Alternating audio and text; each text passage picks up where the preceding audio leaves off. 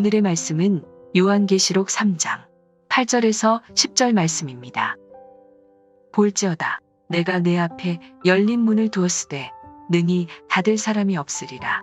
내가 내 행위를 아노니 내가 작은 능력을 가지고서도 내 말을 지키며 내 이름을 배반하지 아니하였도다. 보라 사탄의 회당 곧 자칭 유대인이라 하나 그렇지 아니하고 거짓말하는 자들 중에서 며칠 내게 주어 그들로 와서 내 발 앞에 절하게 하고 내가 너를 사랑하는 줄을 알게 하리라.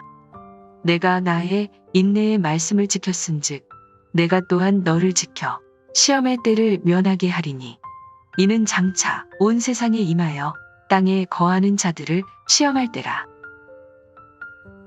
얼마 전 우리 교회 청년들과 성경 공부를 진행할 때였습니다. 모임의 주제는 하나님께 칭찬받는 신앙생활이었습니다. 본격적인 이야기를 나누기 전에 먼저 청년들과 일상에서 칭찬을 들었던 경험 혹은 꾸중 들었던 일들을 나누었었습니다. 먼저 꾸중 듣고 혼났던 경험을 말해보자고 하자 직장에서 상사에게 혼났던 일, 가정에서 부모님께 혼났던 경험담들이 본물 터지듯 청년들에게서 쏟아져 나왔습니다. 한참 이야기를 나누고요. 제가 주제를 바꾸었습니다. 이제 우리 누군가를 칭찬했거나 아니면 다른 사람에게 칭찬받았던 일들을 얘기해 봅시다. 저의 그 말이 끝나자 한동안 침묵이 이어졌습니다.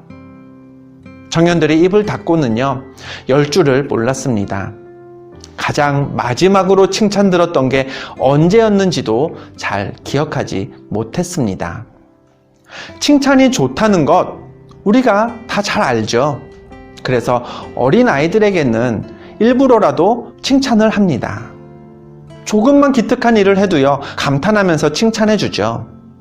그런데 어른이 되면 달라집니다. 칭찬보다는 질책받거나 꾸중 듣는 일들이 많아집니다. 칭찬이 좋다는 걸 알면서도 남을 칭찬하는 일에도 인색해지죠. 하나님은 빌라델비아 교회에게 이렇게 말씀하셨습니다. 본문 8절입니다. 볼지어다 내가 내 앞에 열린 문을 두었으되 능히 닫을 사람이 없으리라. 하나님은 빌라델비아 교회가 걸어갈 길에 열린 문을 두셨다고 했습니다.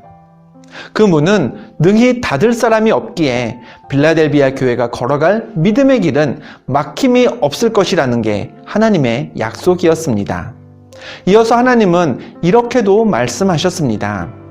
거짓말하는 자들로 와서 내 발 앞에 절하게 하고 내가 너를 사랑하는 줄을 알게 하리라. 내가 또한 너를 지켜 시험의 때를 면하게 하리니. 하나님은 빌라델비아 교회로 하여금 거짓을 말하는 자들, 즉 교회를 어렵게 하는 이들이 결국에는 교회 앞에 엎드러지게 할 것임을, 교회를 이기지 못할 것임을 말씀하셨습니다. 그래서 하나님의 사랑을 교회로 하여금 깨닫게 하시고 또 시험의 때를 면하도록 지켜주시겠다고도 약속하셨죠. 빌라델비아 교회가 하나님께 받은 이와 같은 언약은요, 굉장한 복이었습니다. 하나님이 그 길을 열어주시고 대적자들을 상대하면서 이기게 하시고 그 어떤 시험의 때도 면케 하신다. 우리도 받고 싶은, 우리에게도 탐이 나는 하나님의 복이지요. 그렇다면 빌라델비아 교회는 어떻게 이와 같은 복을 받았을까요? 본문 8절과 10절 두 번에 걸쳐서 성경은 이렇게 전합니다. 내가 작은 능력을 가지고서도 내 말을 지키며 내 이름을 배반하지 아니하였도다. 내가 나의 인내의 말씀을 지켰은즉 작은 능력을 가졌다라고 했습니다. 이 표현대로 빌라델비아 교회는 처음부터 대단한 능력을 가진 교회는 아니었습니다. 물질적으로 부유하지도 않았을 테고요. 세상에서 권세를 잡은 성도들이 가득한 것도 아니었습니다. 그러나 빌라델비아 교회의 힘은 거기에서 나오지 않았습니다. 그들이 하나님께 칭찬을 들었던 이유는 하나님의 말씀을 지켰다는 데에 있었습니다. 하나님의 이름을 배반하지 않았기 때문에 복을 받았습니다. 쉽게 번역된 성경의 표현을 따르면요, 하나님의 가르침에 순종했고 어려움 속에서도 하나님을 모른다고 하지 않았기 때문이었던 겁니다. 우리가 잘 아는 말씀이죠. 시편 1편에서도요 같은 이야기를 합니다. 복 있는 사람은 악인들의 꾀를 따르지 아니하며 오직 여호와의 율법을 즐거워하여 그의 율법을 주야로 묵상하는도다. 복 있는 사람은 무엇을 따릅니까? 악인들의 꾀를 따르지 않습니다. 오직 하나님이 주신 말씀을 지켜야 할 법으로 삼고요, 그 율법을 묵상합니다.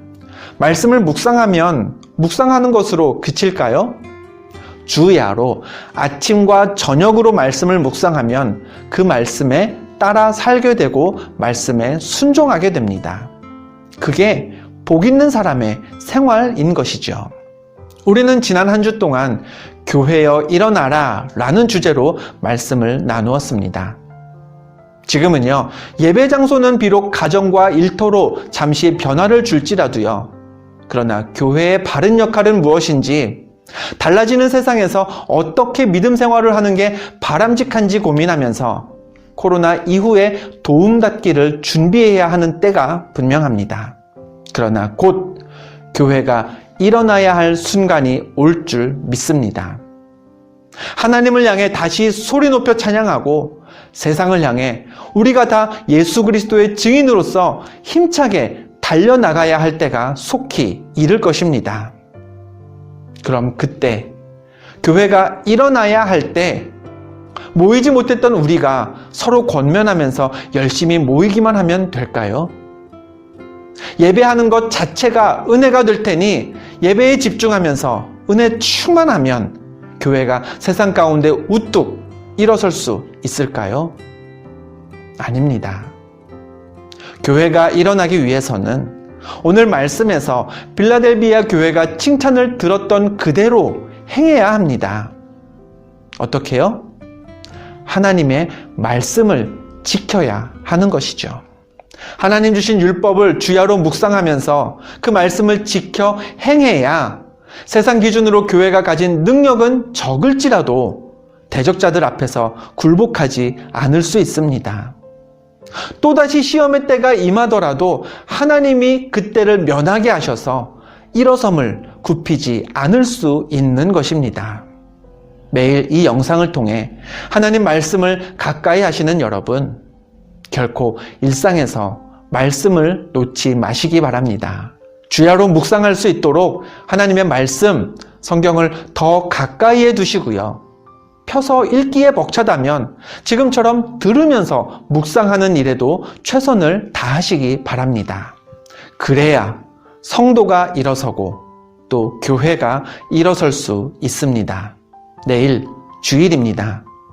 우리는 여전히 영상으로 주일을 지키며 예배하지만 영상으로 예배한다고 해서 교회가 주저앉는 것은 아닙니다.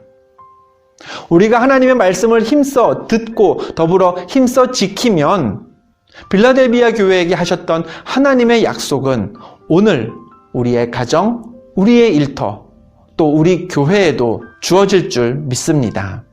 하나님의 말씀을 지키는 것이 교회와 성도가 칭찬받고 일어서는 가장 확실한 길임을 기억하시고요. 하나님 말씀하신 대로, 하나님 가르쳐 주신 대로 그렇게 오늘을 살아가는 하나님 자녀 되시기를 주님의 이름으로 축원드립니다. 기도하겠습니다. 하나님, 이 시대 교회가 다시 일어나게 하옵소서. 우리가 다 하나님 말씀을 지키는 자녀가 되어 세상에서 능력은 작을지라도 결코 무너지지 않는 교회와 성도가 되게 하옵소서.